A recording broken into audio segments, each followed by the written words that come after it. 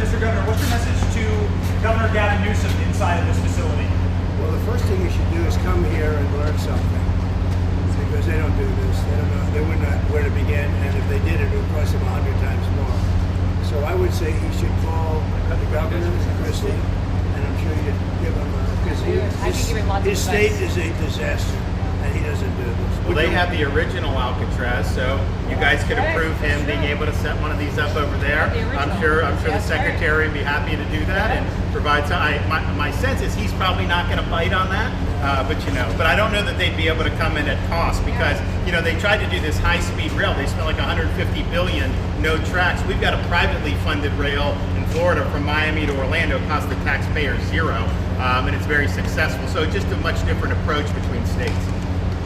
Hey, Mr. President, when's the first person checking in this beautiful Alcatraz? It'll cost 100 times more than that. Now, he ought to come here and study this because he could learn a lot. When's the first person checking into the room, sir?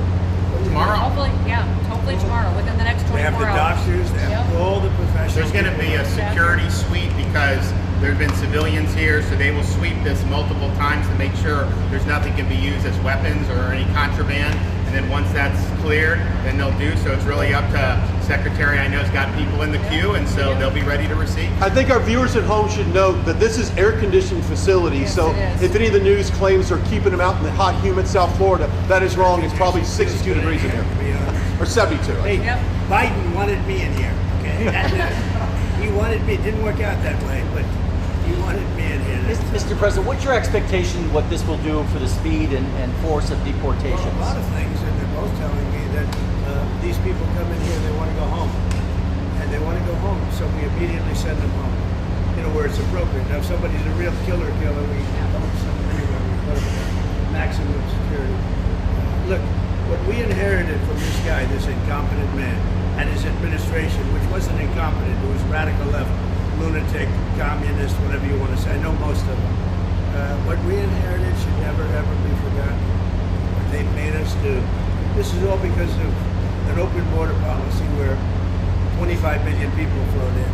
From all over the world, from prisons, from all over the world they flowed in. For no reason whatsoever. We had, when I left, we had a very powerful border. We had no problem.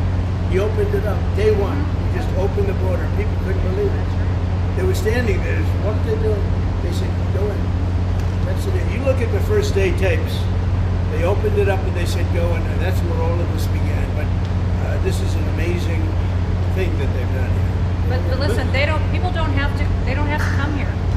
If they self-deport and go home, they can come back legally. We will let them come back legally. And there is a lot of self-deportation. Yes. But if you wait and we bring you to this facility, you don't ever get to come back to America. You don't get the chance to come back and be an American again and work here. So. They weren't with us when the President and Secretary Kevin and I, we went through the intake. So right when you do the intake, they have the information about voluntary departure.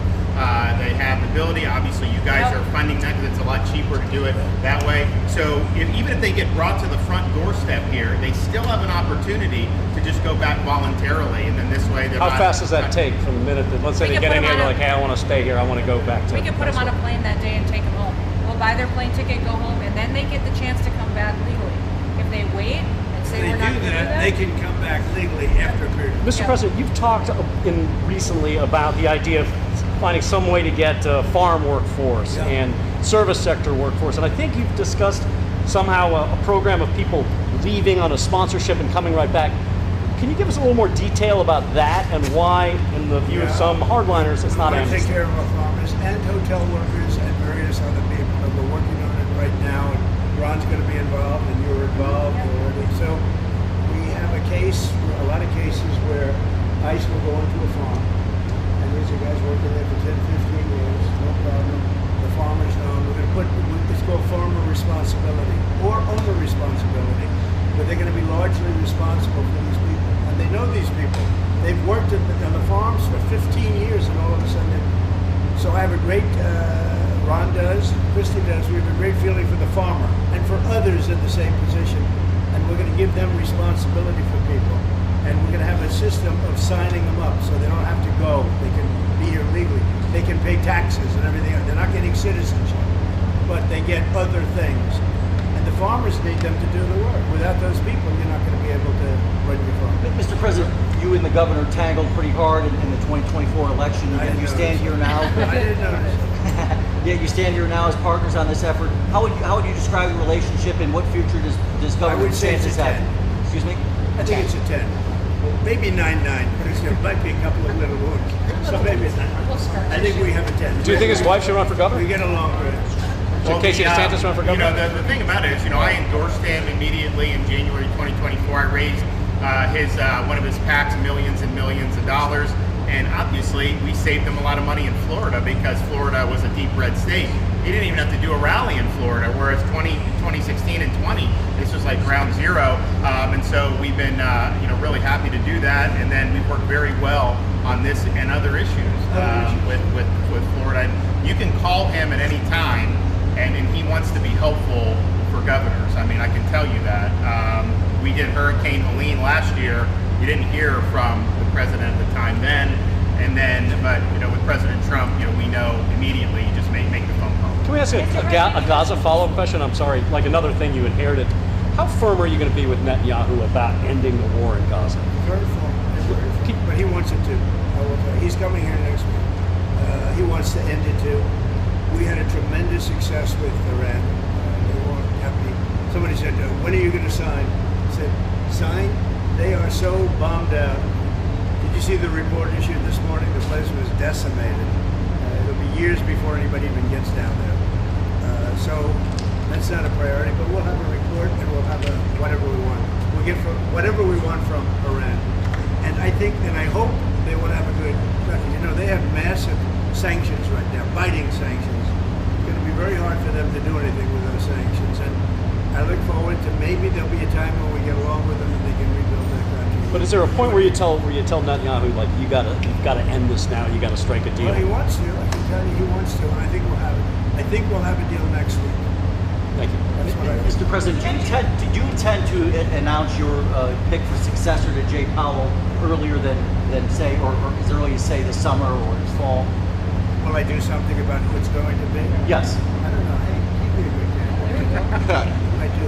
She'd be a good candidate. Anybody would be better than Jay Powell.